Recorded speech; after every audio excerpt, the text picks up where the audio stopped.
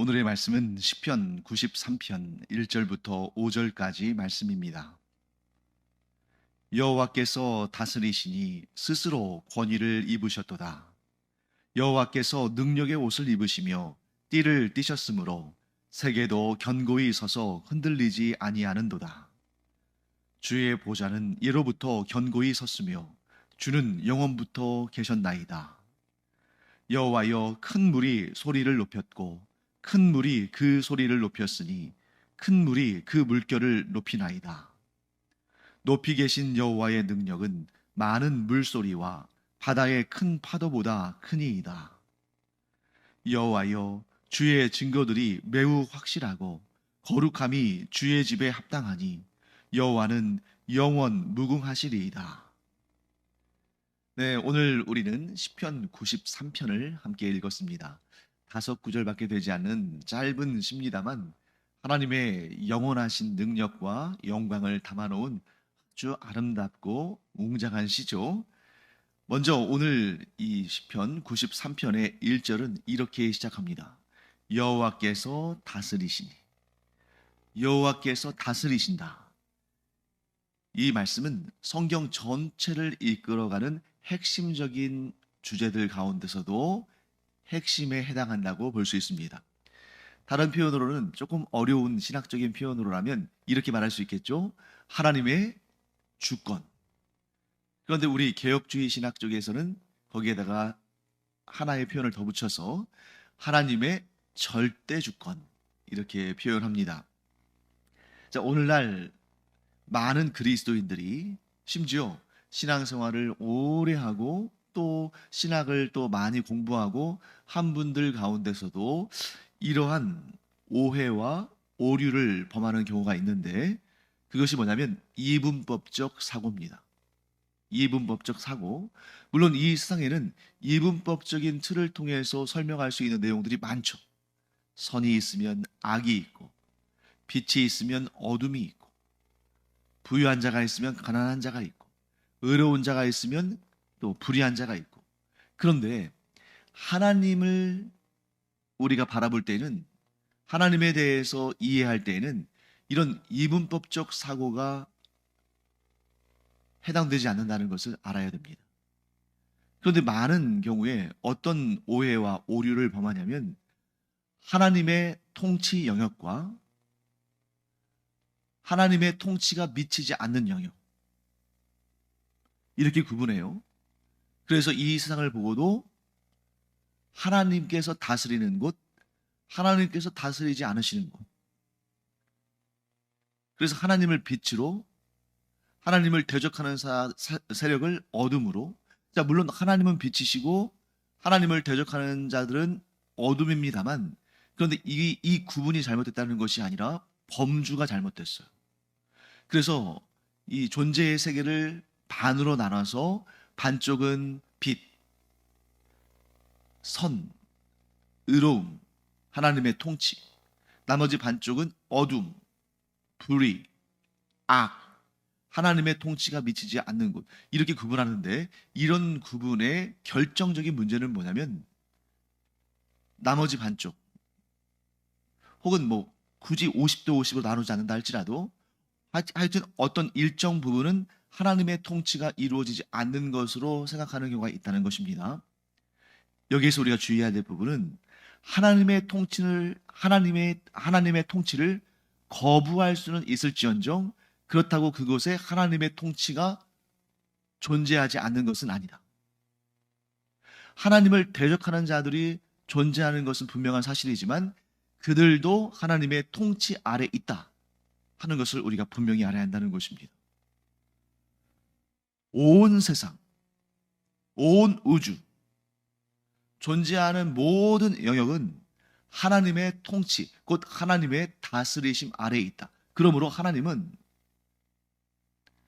어떤 세력과 라이벌이거나 대치되거나 경쟁하거나 싸우거나 그것에 영향을 미치지 못하거나 하시는 것이 아니라 하나님의 통치는 모든 영역에 미치고 온 우주에 미친다.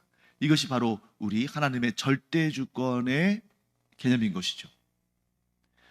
그러니까 이런 하나님의 절대 주권의 개념으로 우리가 하나님을 이해하면, 또 이 우주를 이해하면, 존재들을 이해하면 사탄, 하나님의 경쟁자가 아닙니다. 사탄이 어떻게 감히 하나님의 경쟁자겠어요? 사탄은 기껏해야 천사들의 경쟁자, 대적자. 그래서 사탄의 맞수는 하나님이 아니라, 사탄은 하나님의 종인 천사들 가운데의 대장인 미가엘과 겨루는 존재죠. 그리고 마귀들은, 사탄의 하수인들인, 사탄의 부하들인 마귀들은 천사들의 대적이고요. 그러니까 사탄은 하나님과 맞수가 되는 것이 아니라 미가엘과 맞수가 되고, 마귀들은 역시 하나님과 맞수가 되는 것이 아니라 천사들과 맞수가 되는데, 그런데도 불구하고 사탄과 마귀들은 미가엘과 천군 천사에게 져서 이 땅에 쫓겨난 존재들이거든요. 그러니까 하나님의 종인 천사들에게 져서 이 땅에 쫓겨나온 그러한 사탄과 마귀들을 하나님의 맞수로 본다는 것은 하나님께서는 너무 자존심 상할 일 아니겠습니까? 그러므로 사탄, 마귀들, 심지어 죄와 사망의 권세도 하나님의 주권 아래에 있다. 만일 그런 것들이 하나님의 주권 아래에 있지 않다면 하나님께서 마지막 심판의 날에 죄와 사망의 권세와 사탄의 세력들을 멸망시키지 못하시거나, 혹은 멸망시키신다 할지라도 너무 힘들게 그 정말 힘든 싸움 가운데 고전하다가 막판에 그들을 무찌르시거나 이런 구도일 텐데, 그러면 요한계시록과 같이 마지막 날에 그 예수 그리스도의 재림의 날에 있을 그 최후의 심판에 대해서 기록하지 못했겠죠. 그 계시의 말씀을 주시지 않으셨겠죠. 왜? 어떻게 될지 모르는데. 지금 막 싸워서 그 결과가 어떻게 될지 모르는데. 막 박빙의 싸움이거나 혹은 조금 힘이 더 세긴 하지만 그래도 어떻게 될지 모른다면 이렇게 장담하면서 확실하게 또 확고한 신념으로 그렇게 우리가 하나님의 뜻을 받고 전할 수는 없는 거잖아요. 여호와께서 다스리신다라는 말씀에서는 여호와께서 의로운 자들, 선한 자들, 하나님을 믿는 자들, 양심 바른 자들, 그런 자들만 다스리시고 하나님의 다스리심이, 즉 하나님의 통치가 미치지 못하는 곳이 있다, 이런 뜻이 아닙니다. 하나님은 온 세상, 온 우주 모든 것을 다스리시는 분이시다. 자, 그런 내용이 뒤에도 계속 설명이 됩니다.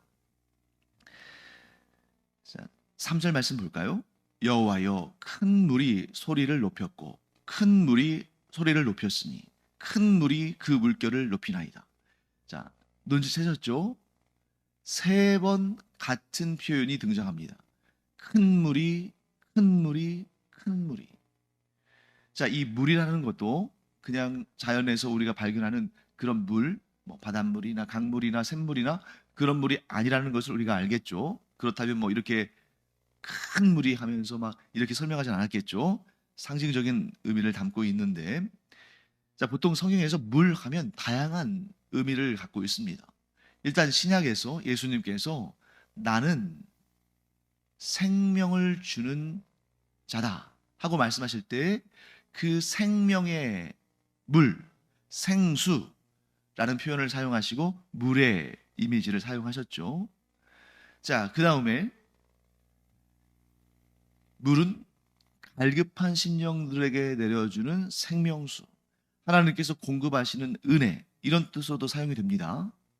반면에 요한계시록이나 또 구약의 선지서들을 보게 되면 물은 흉용한 물, 넘치는 물, 밀어닥치는 물, 경계의 선을 넘어서는 그러한 것으로 묘사가 되죠. 그때에는 재난, 위협, 전쟁, 세상의 강력한 힘, 뭐 이런 것을 사용할 때, 이런 것을 의미할 때 사용하기도 합니다.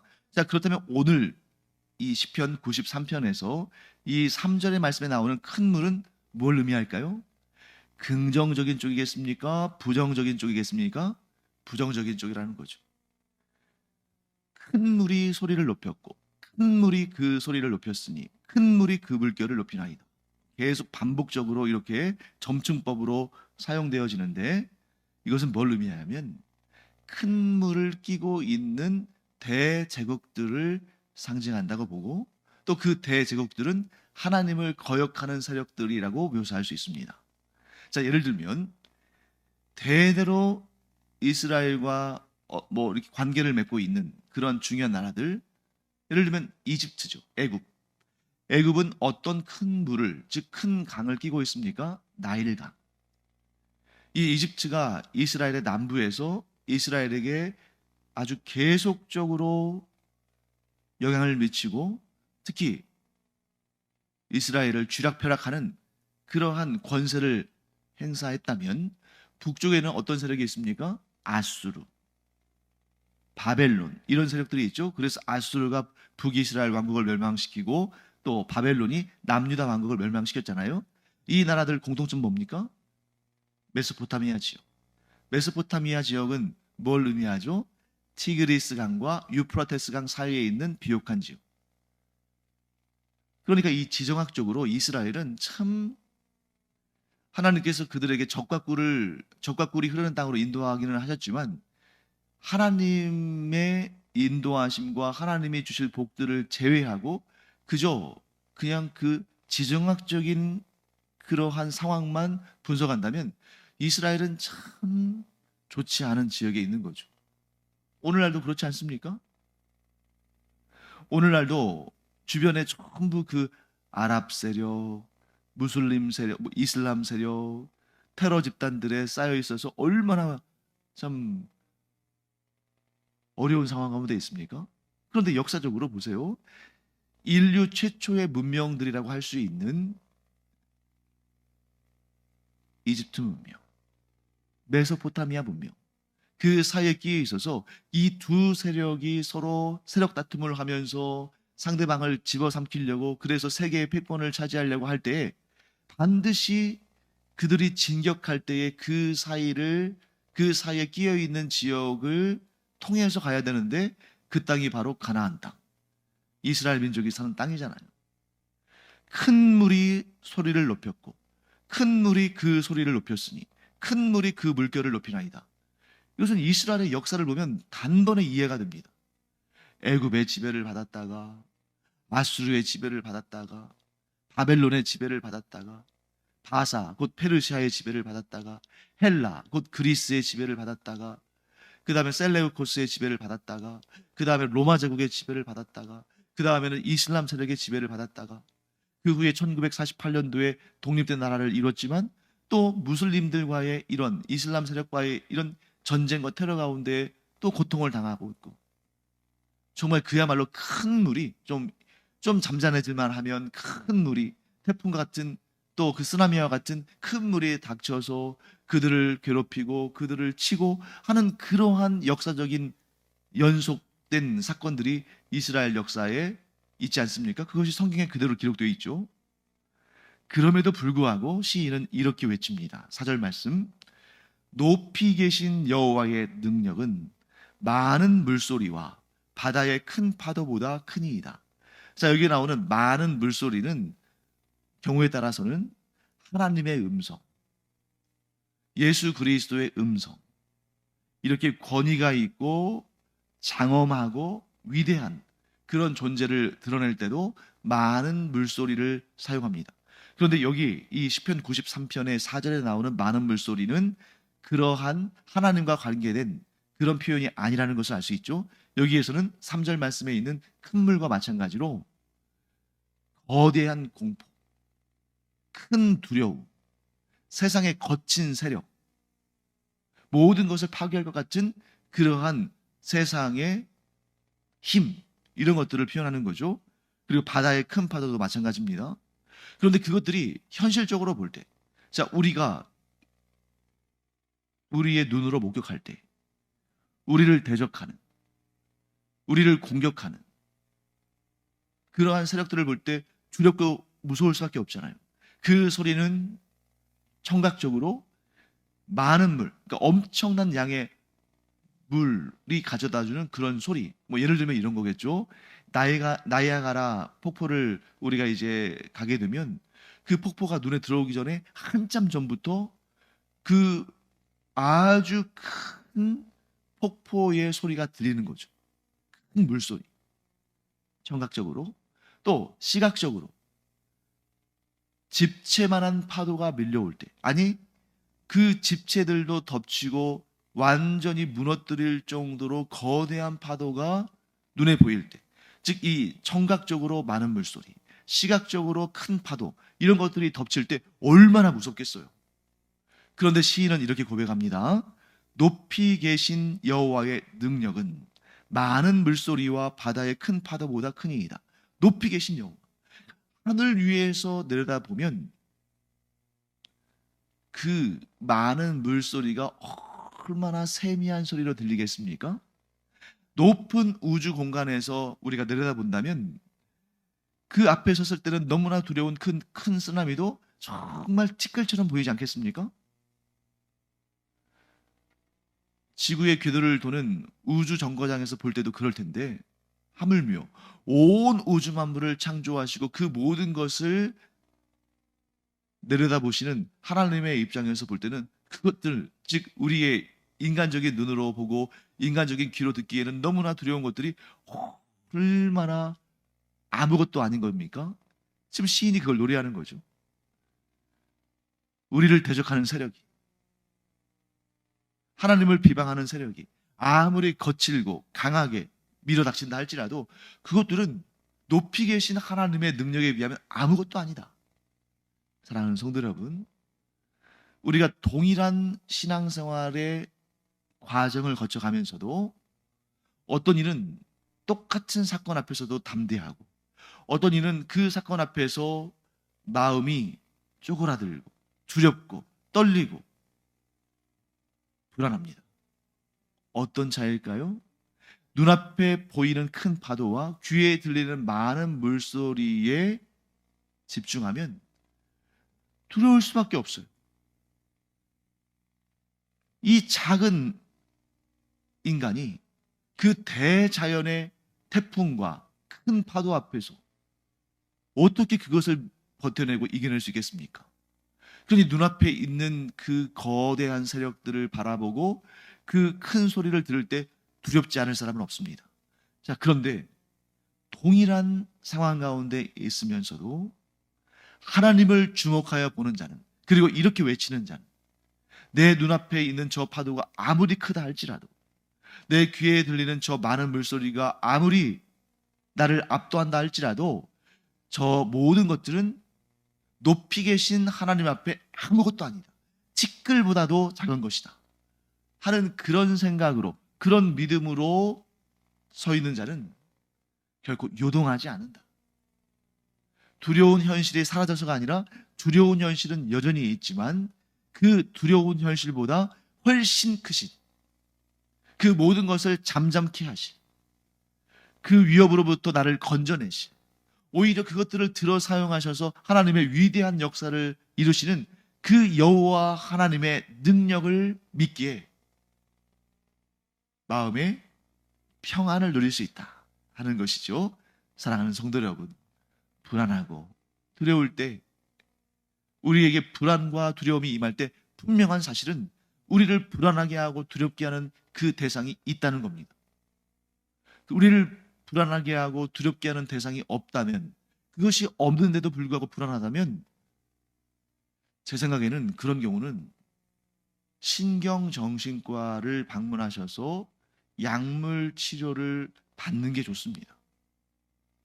두렵게 하고 불안하게 하는 그런 실체가 없는데도 그러한 생각이 든다면 그것은 의학의 도움을 받아야 돼요. 그런데 대부분의 경우는, 저를 포함해서 대부분의 경우는 우리가 근심하고 걱정하고 불안하고 두려워할 때 우리를 불안하고 두려워하게 하는 대상이 분명히 있습니다. 그러니 불안하고 두려운 감정 드는 거 이상한 거 아니에요. 왜? 우리를 불안하고 두렵게 하는 그 대상이 우리보다 강하기 때문에 우리가 본능적으로 그것을 인식하고 불안하고 두려운 감정을 갖는 거죠. 그렇기 때문에 불안하고 두려운 감정은 우리의 삶 가운데 없어질 수 없습니다. 왜 그렇습니까? 존재하니까. 또 그것이 우리를 파멸할 수 있으니까. 그럼에도 불구하고 참 신앙인은 그렇게 불안하고 두려울 만한 상황이 있음에도 불구하고 이해할 수 없는, 세상 사람들은 알 수도 없는 그런 평안과 담대함을 가질 수 있다는 거죠. 왜? 그 평안과 담대함에 이르는 힘을 우리가 가지고 있어서가 아니라 여전히 우리는 우리를 불안하게 하고 두렵게 하는 그 현실보다 작고 연약하지만 우리를 지켜주시고 우리와 함께 하시며 우리를 보호하시는 하나님의 권능이 우리를 불안하게 하고 두렵게 하는 그 모든 현실과는 비교할 수 없이 강하시다는 것이죠. 하나님의 능력이 강하시고 그 강하신 하나님께서 나를 돌보시고 나를 보호하시고 나를 인도하시기를 원하시니까, 또 원하실 뿐만 아니라 그런 능력을 가지고 계시고 그것을 또 약속하시니까, 또한 하나님은 그 약속을 반드시 지키시는 분이시기 때문에 우리가 하나님을 주목할 때에 불안하고 두려운 현실은 여전히 존재하지만 그것을 넘어서는 평안과 기쁨과 감격을 가질 수 있다. 이걸 꼭 기억하는 우리가 되기를 간절히 축원합니다. 여러분, 두려움이 임할 때 시편 93편 3절과 4절을 반드시 여러분들이 기억하시기 바랍니다. 나를 향한 세상의 큰 물결이 소리를 높이고 또 소리를 높이고 또 물결을 높이며 나를 공격하지만, 4절, 높이 계신 여호와의 능력은 많은 물소리와 바다의 큰 파도보다 크니이다. 내 앞에 분명히 나를 두렵게 하고 불안하게 하는 문제가 분명히 존재하지만 하나님은 그 문제보다 더욱, 아니 비교할 수 없이 크심으로 내가 하나님을 향하여 눈을 들어 바라보며 하나님을 신뢰하고 온전히 믿기에 그 불안과 두려움을 내려놓습니다 하고 고백하는 그런 우리가 되기를 간절히 축원합니다. 그 다음에 5절 말씀 볼까요? 여호와여, 주의 증거들이 매우 확실하고 거룩함이 주의 집에 합당하니 여호와는 영원 무궁하시리이다. 여러분, 우리가 이렇게 내 삶의 문제들로 인해서 불안하고 두려울 때 하나님의 능력이 크시다고 그렇게 선포할 수 있는 이유는 그냥 머릿속의 상상, 남들이 들려주는 얘기, 다른 사람들의 경험, 이것들 때문이 아니라 내 삶에 분명히 존재하는 증거들 때문이다. 5절이 그걸 말씀하죠. 자, 5절 말씀 읽어보겠습니다.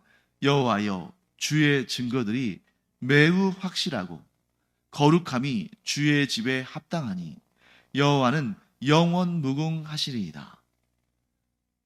내 삶에 하나님께서 나와 함께 하신다는 그러한 사실을 내 삶의 순간순간마다 경험하고 그 증거들을 기억함으로 또 다른 문제들이 나를 괴롭히고 힘들게 할 때 주님께서 내게 하신 그 증거들을 기억하면서 담대하게 굳게 서서 승리하는 것이 바로 지혜로운 사람의 모습이다 하는 것을 우리가 보게 되는 거죠.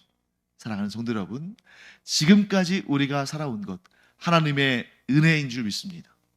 그 하나님의 은혜로 우리가 살았으니 그것이 증거가 되어서 앞으로도 어떤 문제가 닥쳐오든지 간에 그 앞에 우리가 당당히 담대히 맞서기를 바랍니다.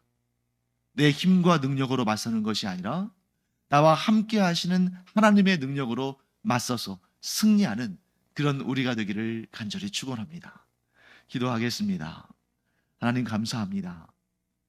저는 여전히 연약하고 세상은 여전히 그 큰 물결로 저를 덮치려 하지만, 그런 현실이 분명히 있지만, 그러나 저를 보호하시는 하나님의 능력은 그것들보다 훨씬 더 크기에 제가 안심하고 평안을 누리며 담대할 수 있을 줄 믿습니다. 우리 모두에게 그와 같은 깨달음과 그와 같은 확신과 그와 같은 담대함을 허락하여 주시옵소서. 감사드리며 예수님의 이름으로 축복하며 기도합니다. 아멘. 기도하는 시간입니다. 우리가 기도할 때 우리에게 있는 그 수많은 문제들을 우리가 보고 있잖아요. 그 문제들 다 하나님 앞에 내려놓고 이 모든 문제들보다 하나님은 더 크십니다 하고 고백하면서 하나님의 위대한 역사들을 보고 그것들이 우리 삶의 증거들이 되는 은혜를 누리기를 축원합니다. 기도하겠습니다.